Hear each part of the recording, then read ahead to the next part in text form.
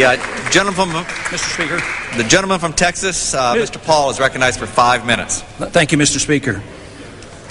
Mr. Speaker, just a short while ago, we had a vote to cut $54 million out of the UN appropriation. The vote tally was 242 to 165 in favor of cutting this $54 million of so-called past dues. I want to compliment the gentleman, Mr. Bartlett from Maryland, for bringing this to our attention, because I think it's a very important point, because we are never reimbursed for all the peacekeeping missions throughout the world. And therefore, they actually owe us. We don't owe them.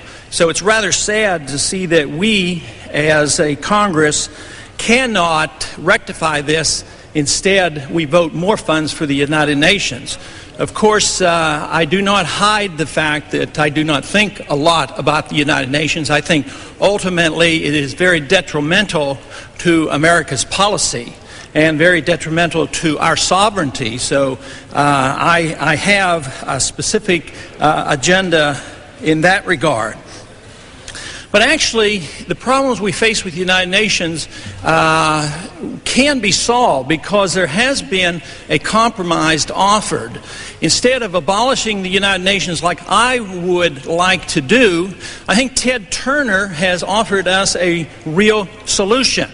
Ted Turner is a very wealthy man, has made a lot of money in the capitalist system, and he has voluntarily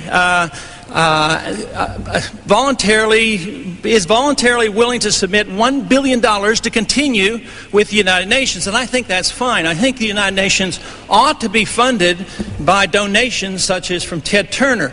And the additional advantage of having Ted Turner send his money to the United Nations, we can be assured that with the next war started by the United Nations, we can send Jane Fonda to do the fighting for us.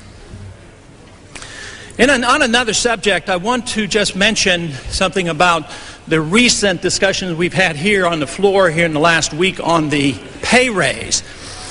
I am not in favor of the pay raise. I voted against the pay raise. Matter of fact, I think our pension fund is outrageously obscene, and I do not participate in it.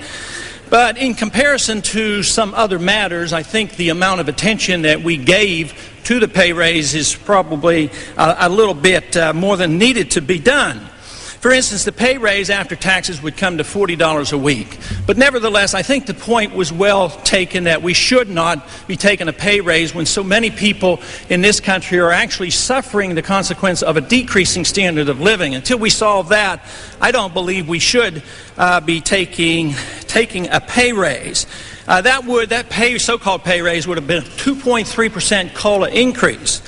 But in comparison to what we were doing in the particular bill that was attached to, the Treasury Postal Service appropriation, let me inform many members of the Congress that were not aware of it, but in this bill we actually increased the budget for the IRS by more than $500 million. At the same time, we hold these grand hearings, make grand speeches against the IRS. At the very same time, we're expanding the role and the power and the authority of the IRS by expanding their budget by more than $500 million. Then there's another agency of government that's probably second least favorite of mine to the IRS, and that's the BATF. And the BATF budget was increased 8%. It was, it was increased 14%. It went up $66 million.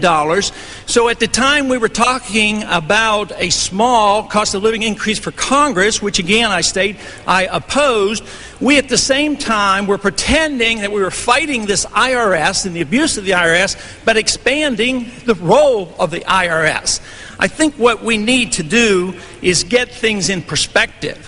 I think that, first off, we should exist here for the protection of liberties of American citizens. We should be protecting the sovereignty of the United States. We should not be paying the dues out of proportion to what everybody else pays throughout the world. At the same time, we sacrifice much of our liberties, and we live in an age today where our troops are actually serving under the commanders of foreign generals. And everybody I talk to, everybody in my district I talk to, they don't like this. They would like to see this change.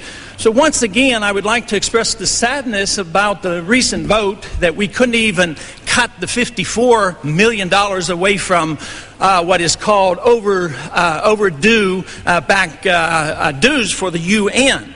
But I think it's so important that we put all this in perspective. Yes, we do not need pay raises, but we certainly don't need to raise the amount of money we give the IRS and the BATF. And I yield back. Gentleman's time has expired.